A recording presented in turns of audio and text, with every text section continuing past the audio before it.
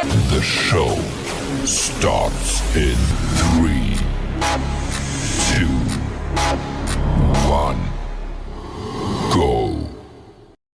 Good morning, CaneSport. It's December the 13th, 2024. I'm Gary Ferman, the publisher of CaneSport.com, joined once again this morning by our managing editor, Matt Shodell, as we discuss the news of the day, presented today by Game Time, your ultimate source for all your ticket needs. You can go to gametime.co, get the Game Time app. They will hook you up with tickets to any event you want to attend. We'll talk a little bit more about Game Time a little later in the show. But Matt, today's kind of a little different kind of show. We're kind of going to look at some big picture things and discuss them a little bit. We've got the transfer portal now that's been grinding all week. Doesn't look like Miami's close to signing yet out of the portal. They seem to be taking their time. Might be a little method to that madness. We'll talk about that. We got Bill Belichick coming into the ACC, the story of the week in sports. We'll talk about that and how that might impact the Miami Hurricanes in the future. And a little of this, a little of that as well. The guys are hitting the state championship games this week. We're bringing you guys a lot of live from the crib action, catching you up on what's going on with the high school state championships in Florida. So we're keeping busy as we wait for this massive Pop-Tarts Bowl on December the 28th, where it looks like Cam Ward is going to play quarterback. Not sure that's the wisest decision for Cam, but if you're a Miami Hurricane fan and you want to see this team get to an 11th victory, it is a great thing. We'll talk about that a little bit as well. But Matt, let's start at the portal. And this is, I guess, year 3 of Mario Cristobal's work in the portal. And it's really, really interesting because we've kind of seen this process evolve through the years. And evolve is certainly an appropriate word for this year because the cost of doing business appears to have exponentially increased. And, these colleges just can't help themselves. They're bidding all these kids up, and in regular recruiting it was high school kids. Now it's portal entrants, and they're bidding up the prices. Everybody has budget now, and it's the wild, wild west for sure. But Matt, I'm not so convinced that that college football isn't pricing itself out of the market with some of the numbers that are being thrown around for some of these purported top kids, and you really don't know because they got to fit into your team. They got to perform. Once they get the money in their pockets, you don't know what kind of players they're really going to be. Miami has experienced all these different things the last few years.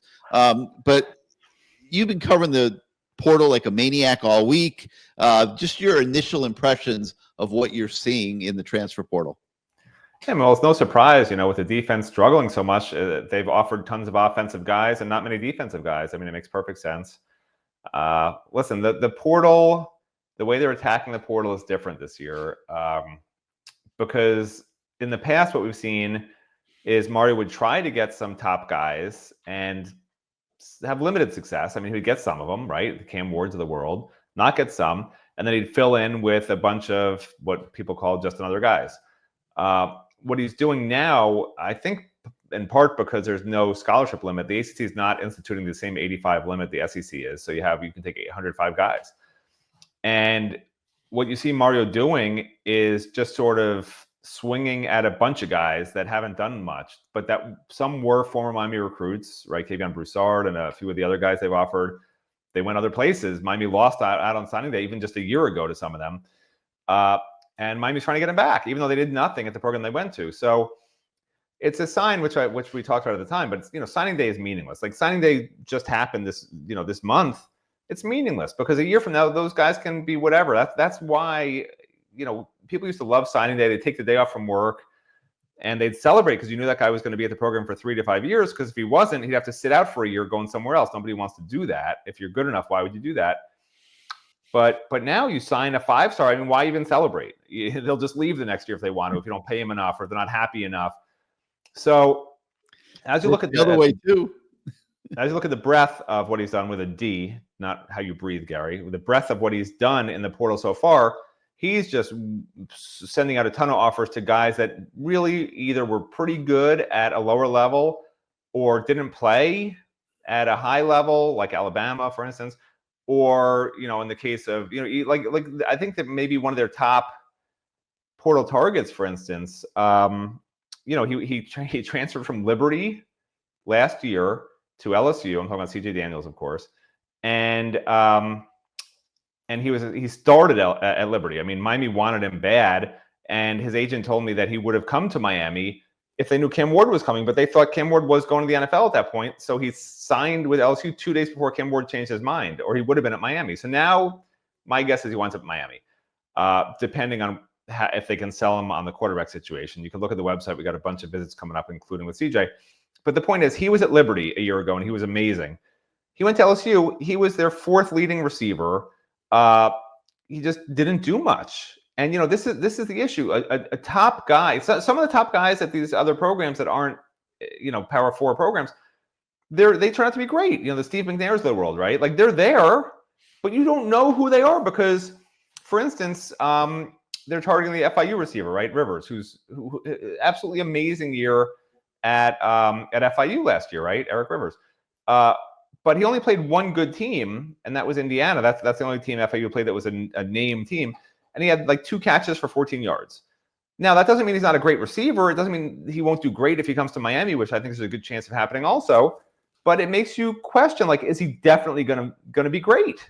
You know, and this is the issue for Miami fans. They want free agents. And to me, my definition of a free agent is a guy who's performed at an elite level at a major program. And right now, there's not a single guy that it looks like Miami's going to get as of now. Again, as of now, okay. John Mateer might go in the portal. Like, who knows who else is going to go in the portal? And, you know, I'd argue the Cal quarterback is pretty darn good too, Mendoza. And I think Miami is in good shape maybe to get one of those two if Mateer goes in the portal regardless. But outside of that, you just see a bunch of guys that you're just like, you know, they were either good at a different level or struggled at times against major competition or at major levels or just didn't play. And, you know, and I wasn't kidding before. I mean, the majority of the offers they've sent out are on the offensive line, which at the end of the season, if you told Miami fans that watched that defense play all year, that the portal attack would be on offense with the offensive line and receiver, you know, getting the brunt of it, and the offensive line by far the most. I mean, it's no surprise Mario Cristobal and Alex Mirabal are running the show because you can tell. I could have told you that they were the coaches of this team blindfolded. No matter where in the country they were, if you told me X's defense has been just terrible all year. They have holes all over the place. They're losing tons of guys from that team anyway, and they need desperate help in the portal. The offense was number 1 in the country, number 2 passing offense, like a really, really good offense. 4 guys on the offensive line that were starters are coming back. You know, a couple of really good young receivers. You know, Isaiah Horton, Sam Brown are back. You know, like guys that contributed. And if you told me that and then said, and that team has offered 10 offensive linemen and 6 receivers and like a total of 7 guys on defense out of every position, I'd say that's Mario Cristobal's team. You know, I would just say that right off the bat. I would know it's Mario Cristobal. And not that there's anything wrong with that. He's taken his time. I don't think there's clarity on defense for any of us on the outside, because if he winds up changing defense coordinators, for instance, which may or may not happen. I mean, Lance Guidry, you know, he was good 2 years ago. His unit was bad. I mean, that's just a fact. It was bad this year. If he replaces him and brings in a new coordinator who brings in his own staff, you know, there could be 10 guys that follow that coach, right? That follow those assistants and want to play at Miami on defense. So, you know, for fans that are panicking and saying, oh my gosh, you know, what's going on? We're not getting any great portal defensive players. Maybe that's something that is under the radar that Mario's considering. I don't know, because Mario's not telling anybody. You know, I'm trying to hide in the bushes outside his house with a tape recorder to record what he's saying as he's walking out the door on his phone, but it's very garbled and it's in Spanish, and I don't speak Spanish. All right. Well, I've been real disciplined here. I didn't interrupt you once. Let me try to decode some of what you said here. All right. So this concept of they're only offering offensive players, not defensive players. The offensive players they're offering, none of them would I consider whales or, you know, ultra free agents in your terminology. There's some, you know, they're okay. I don't use ultra free agent. It's not a word I've ever used. I just say free agent. I don't know what an ultra free agent is.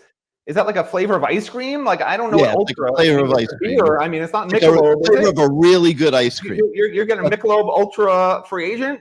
I don't want that. I just want a free agent, a regular free agent. Nothing extra. No low calories, no nothing. So the guys that are being offered on offense, they're good players, but they're not like off the charts. They're not the highest in demand guys around college football necessarily. A couple of the receivers have some good offer lists and stuff. But the point I'm making is that on the defensive side of the ball, and this is a lot, this is still my opinion, they need difference-making guys. Like if what are you kidding? That's your opinion for real? They need difference-making players on. They need difference-making players on defense. Yeah, let me write this down real quick. Hold on. Yeah, you make sure you write that down. We know that they do. Okay, so but the point, players on defense. Okay, thank you. If you would shut up and let me speak, it would all come together for you. So anyway, so like we know they need difference-making players. Well, the way the portal is shaping up this year, and the way that, like I said earlier in the show, the numbers are escalating. I'm not sure you want to be the school that's setting the market. Like I'm not sure you want to be the school that gets the first visit.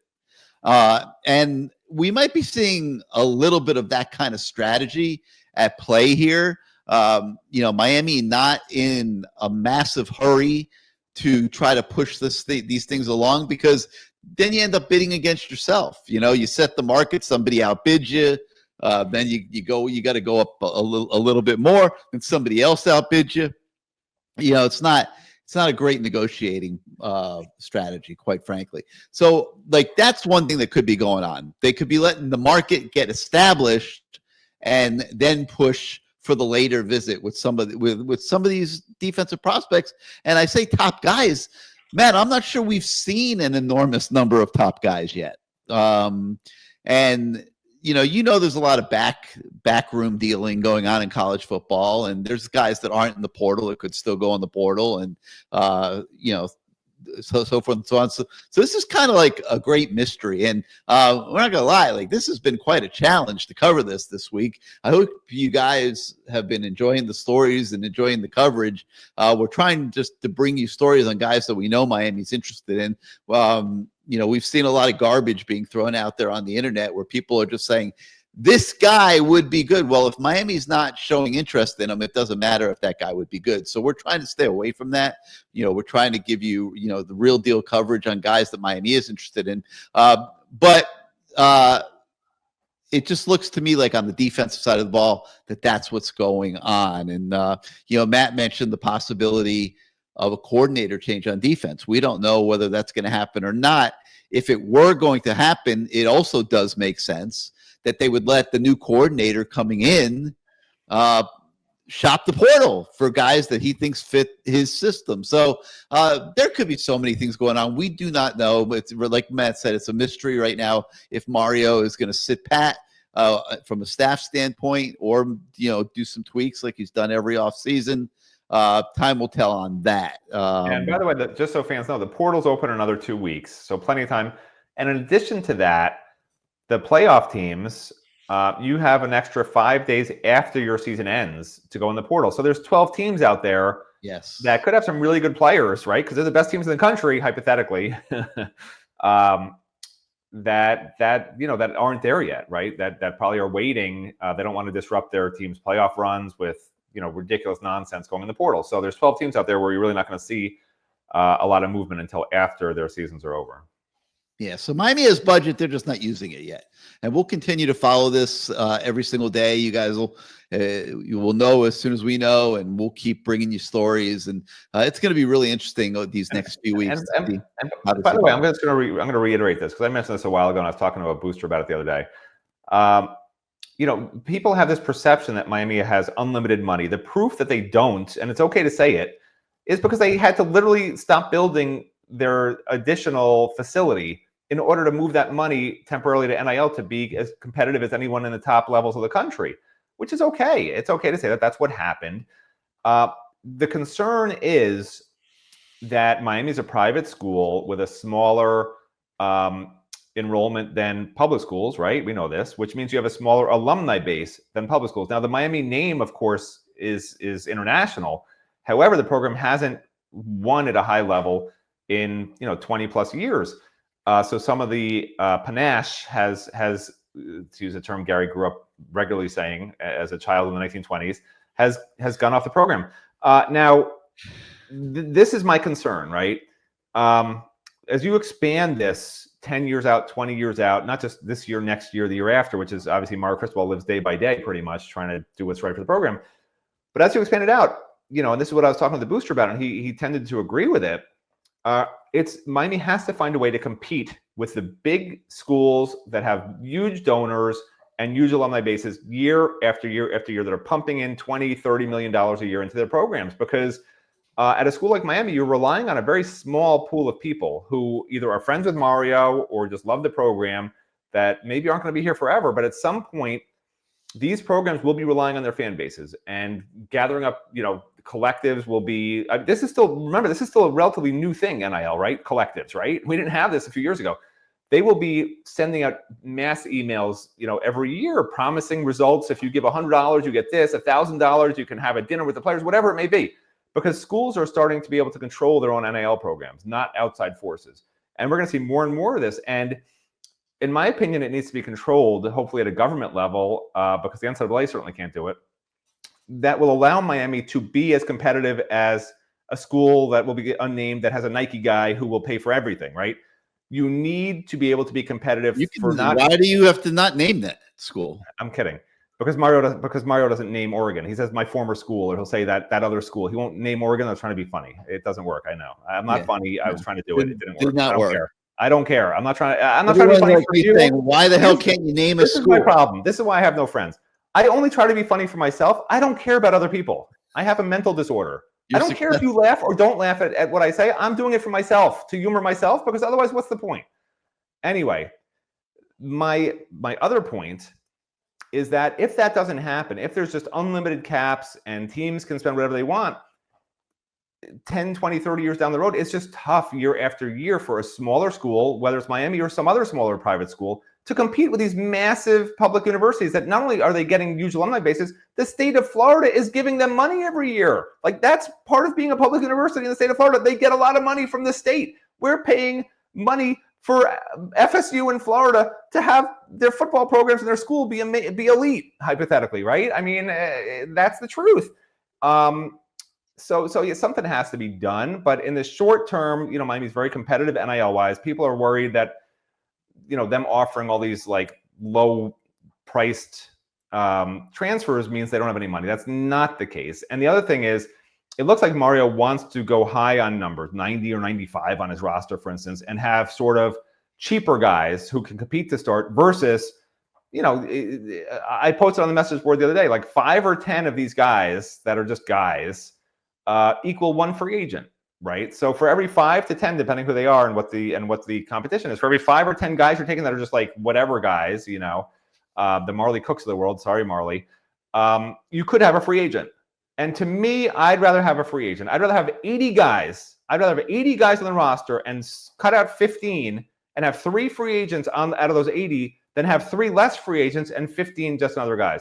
That's me, but I get it. There are injuries. Coaches want to have competitive practices, and it's a choice you have to make. Like, there is no wrong answer, is what I posted on the message board. But personally, I would rather have a 80-man roster that's really not enough players, but with really, really good players, than a bloated roster with guys who are all competing like crazy to play, but they all came as transfers, a lot of them. They expect to play right away, and when they don't, they tend to not be very happy, which also creates locker room problems. So there's 2 sides of the coin. Neither of them are perfect when you don't have unlimited money, which I don't know that anyone outside of Oregon or a couple other schools do, but that's how I see it. All right. So let me address the money issue since you just brought it up. I don't know what unlimited money is. I mean, unlimited money is you call Phil Knight, you say, I need $10 million, and he says, here's the check. That's unlimited money. Yeah, and then when you need $15 million, he writes another $5 million check. That's okay. Unlimited. All right, fine, no problem. But I mean, listen, it's not unlimited because this is going to stabilize at some point. It is getting ridiculous. That's what I'm trying to say. It has to, or it's a disaster. It has to. It's too ridiculous. And there's no way that with small donations you could even put a dent in what the cost of NIL has now become. And by the way, you say that it's unsustainable. This is not a business model. This is fans. These guys that have billions of dollars out there at some of these schools, in the Texas schools and Oregon, whatever. They're not doing it for return. They're doing it because they're fans. Like it's emotional. Yeah. It's emotional. Business is not emotional, and that's the problem. That's why there is no ceiling and will be no ceiling unless the government does something. It's not going to magically come back down to earth like deflation. Well, but see, the thing is, like right now, everyone's basically giving money away, and that's not going to change. The return for them is winning. The return for them is, having access to the program, standing on the sidelines, being at practices.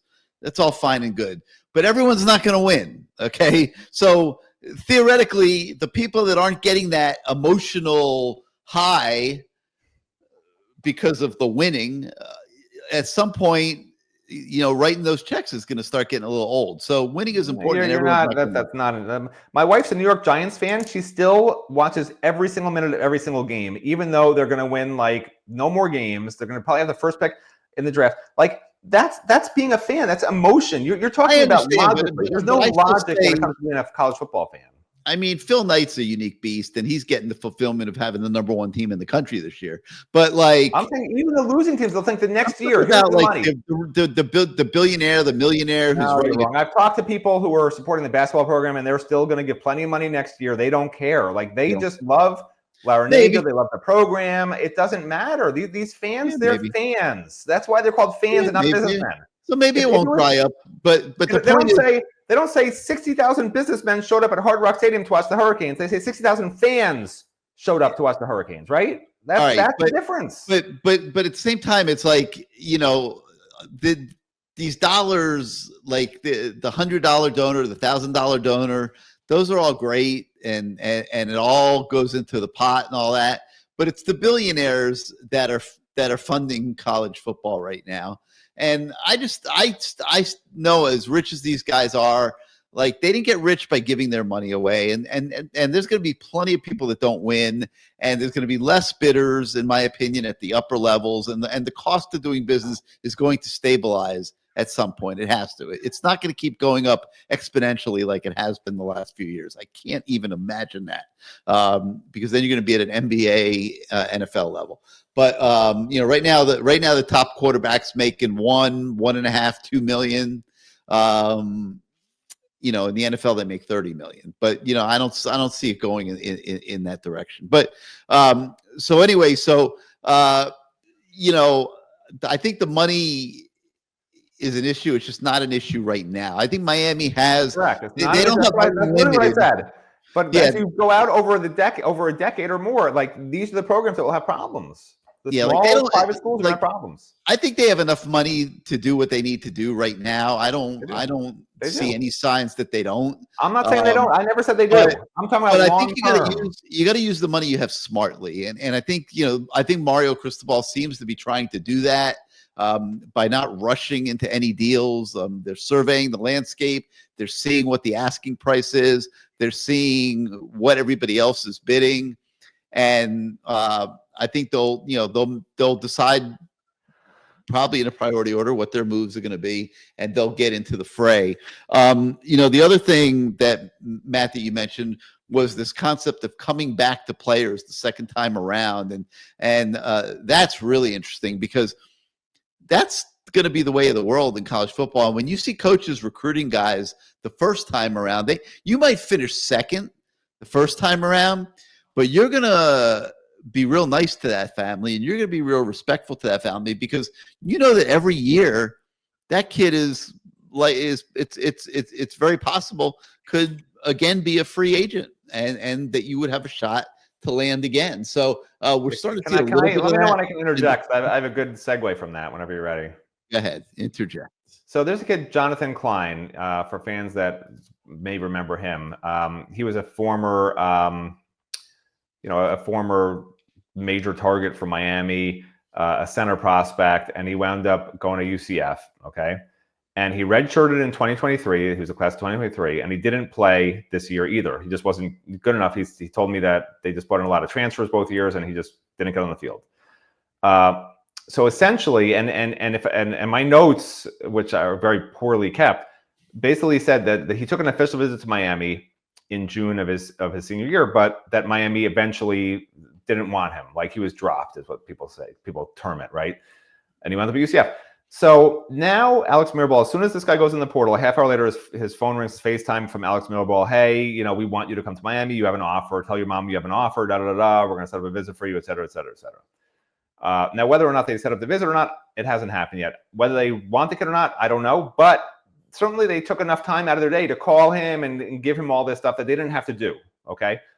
Now, what is this based on, right? Because they recruited him in the class of 2023 in high school. Didn't wind up really wanting him, from my notes, okay, which I believe is true.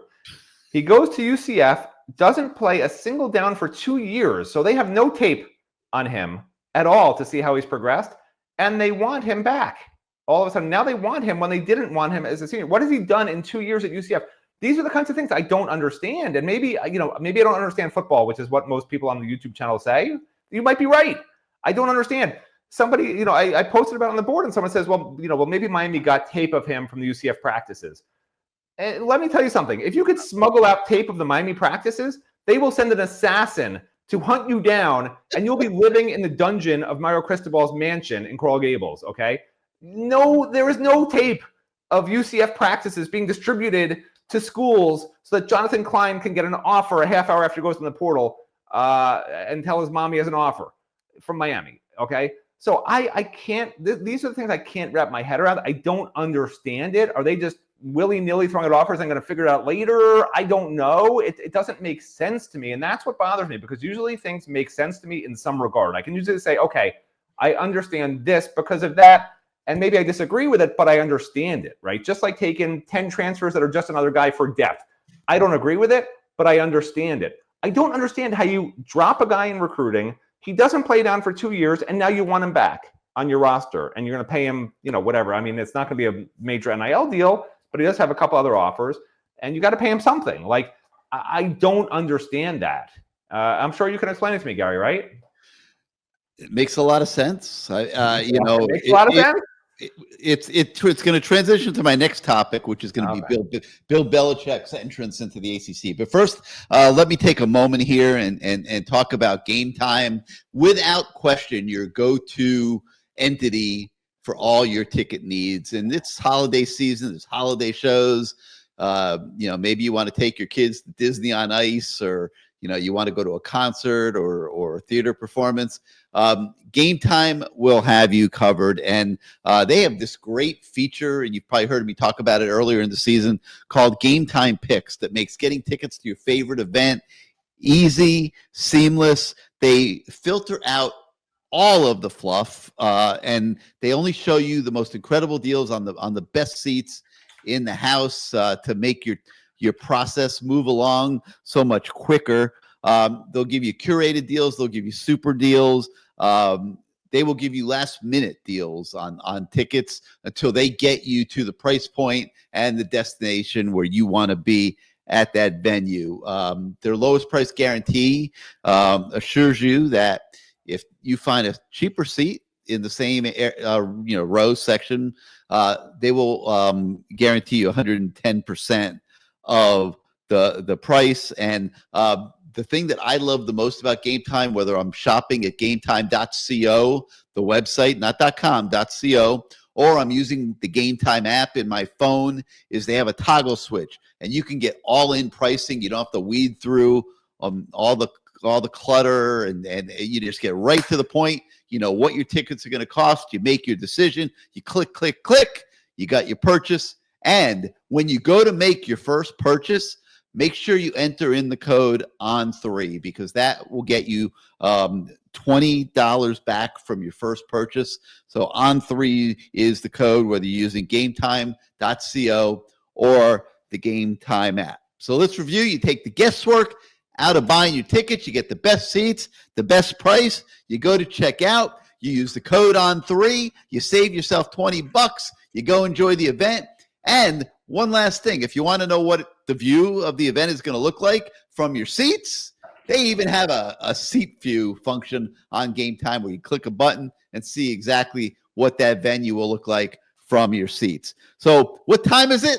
If you need tickets, it is Game Time. Make sure you check them out at gametime.co and the Game Time app in your app store. All right, Matt. So, we're talking a little bit about evaluation and stuff. And Bill Belichick goes to meet with the trustees at North Carolina. He lays out a 400-page blueprint on his vision for what a college football program should look like. And then he tells them, pay me $10 million a year for the next 3 years, and I will come establish this in Chapel Hill. And North Carolina bit, and he was hired, and he's now the head coach at North Carolina. An unbelievable development, a development that sends shockwaves throughout college football, that sends a message to all the schools in the ACC that you better take a look at how you're doing business, because we're getting ready to do it in a big-time way at North Carolina. Now, Miami's already got a head start on this, because a lot of the Mario Cristobal's way of doing business is the NFL way. I mean, college football is the NFL now. Okay, you got regular recruiting. That's the draft. Okay, you got the transfer portal. That's free agency. There's going to be revenue sharing coming soon. You can go on and on and on. I mean, it's inevitable that there's going to be a player union at some point. I mean, college football is like the NFL now. And that's why, Bill Belichick is not really a fish out of water. And I think he has a chance to have success at North Carolina. It's going to be tough. This 3-year clock. I mean, I don't know if he's planning on staying past 75 years old, but he only signed a 3-year contract. But he's going to make an impact there, because even if he doesn't win right away, he is going to lay the blueprint for what they will need to do to run their program for many, many years to come. And I wrote a column about this, and Miami does have a head start. Miami's doing all these things in nutrition, and the way they train their athletes. The one thing I said that I think that Miami still can do better is have an NFL scouting department. Go hire 4 of the best scouts in football that you can find, and let them be the mechanism that controls your acquisition of talent. And, all schools have the challenge that, the way too many misses in recruiting, and those get expensive now with NIL.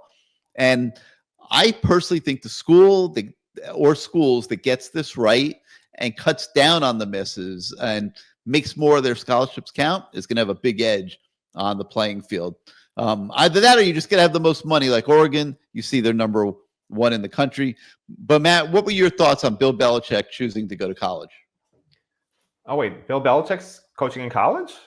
Wasn't he an NFL coach? It's sad, because Mario had the idea first. His idea was to set up an NFL scouting department at Miami. I didn't listen to what you said at all. Maybe you already said this. I just tend to zone out. It's like listening to a teacher lecturing in a classroom. I never paid attention. That's a problem I always had. But Mario had this idea, and Alonzo Highsmith was brought in. I think that was actually Gary Ferman's idea. I take it back. Gary Ferman had the idea, but then Mario, I guess, got it from Gary. I don't know, but it didn't work out. I was talking about it 2-3 years before it didn't work out. I still can't wrap my head around how they weren't able to just sort of be like this, and just sort of have this kumbaya and just figure it out. But Alonzo left fairly quickly and wasn't replaced. So I guess the new Alonzo in the building, from what I heard, is Mario Cristobal. I think Mario Cristobal makes all these decisions. And I wish that he does what Bill Belichick does, which is let people do their job, like hire great people and let them do their jobs. Bill Belichick will bring in an NFL personnel guy to figure out, who are the best players to bring in. He'll bring in portal guys to evaluate all the portal guys and figure out who to bring in. And the coaching is going to be NFL level coaching. So now if that, and you have to assume that, right? Because look what he's done in the past. He knows exactly what it should look like. It's going to look like that. So now that brings in players, because players want to be in this, what he's promoting as a pipeline to the NFL. It's coached by Bill Belichick, yeah. It's the G League. It's the G League of the ACC. It's going to be interesting. Now North Carolina has always been good, never great, right? They had a couple of good years here and there. I think they were in the title game one year, whatever. But they never really broken through. And I'm not sure that if Bill Belichick was at a major program, think Alabama, USC, whatever, like, I think he would have a better chance of success. I'm not sure if he doesn't really hit it in the first year or two that he's going to succeed at all. If this team is not good and isn't getting draft picks within a couple of years, because he's going to be trying to get a lot of guys in the portal and then go to the pros, then that's going to fall apart.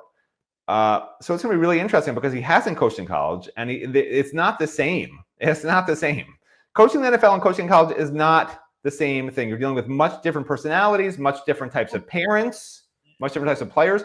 These are guys who are trying to make it that haven't already made it. But let's not act like we're doing cancer cure work here, okay? Like, Howard Schnellenberger came in and won the national title in 5 years, and turned Miami into a winner. He had spent his whole career in the National Football League. I mean, people can do it. Yep. And just to be clear, I am trying to cure cancer. It has not worked so far. Unfortunately, cancer is still out there. I'm still working on it, though. Do not give up hope. But what I'm trying to say is, it's not, Howard Schnellenberger, if you want to use it as an example, it's not even comparable how recruits were back then to how just people in general are right now. They're unmanageable. Back then, if you plucked Howard Schnellenberger out of 1979 and plopped him down this year and told him to go ahead and coach Miami or coach any other team in the country, these kids would not listen to him. They wouldn't understand him. They would need to have one of those foreign translators that they use at the UN to translate his. I'm not buying that one, Matt. Yeah, I know you're not, because he was one of the greatest coaches of all time. So was Vince Lombardi. But they coached based on hard work, based on student athletes doing what was best for the team. Student athletes now don't do what's best for the team. I'm sorry, people. I'm not talking about just Miami. In the entire country, they do what's best for them. That would make Howard Schnellenberger quit. It would make every great coach in the past at the college level quit. This is why you see basketball coaches quitting. Coach K couldn't take it anymore. And it's not different in college football. It's the same type of attitude. It's uncoachable players who are out for themselves, and it's freaking ridiculous. And I'm not talking about Miami. I'm talking about the whole culture and the whole country. And, people will say it's the liberals, or it's the right wing of the conservative party is killing everybody.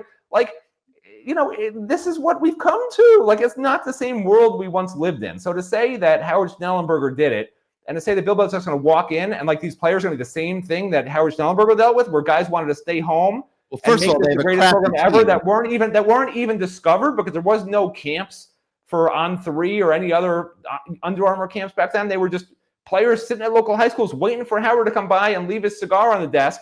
And 3 of their players go to Miami who turn out to be great players that nobody knew about. Like, for you to even compare what Bill Belichick's trying to do to what Howard Schnellenberger did, it's not even from the standpoint of a lifelong NFL coach. Howard Schnellenberger had to take a horse and carriage.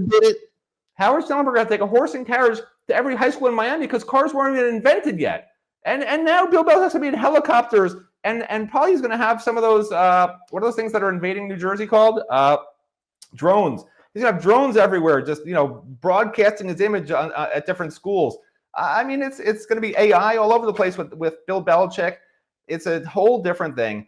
And I'm telling you, if he doesn't succeed within a couple of years, it's over for him. I don't care what you say. It's over for him because his whole thing will have failed. His whole NFL factory. It won't be a fail for North Carolina because they will have the foundation of the NFL blueprint in place.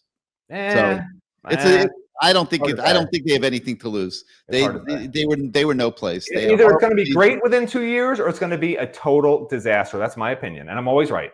Yeah. Well, I think you got to separate two things: the foundation building and the winning. The winning is not going to be so easy. I agree with you on that.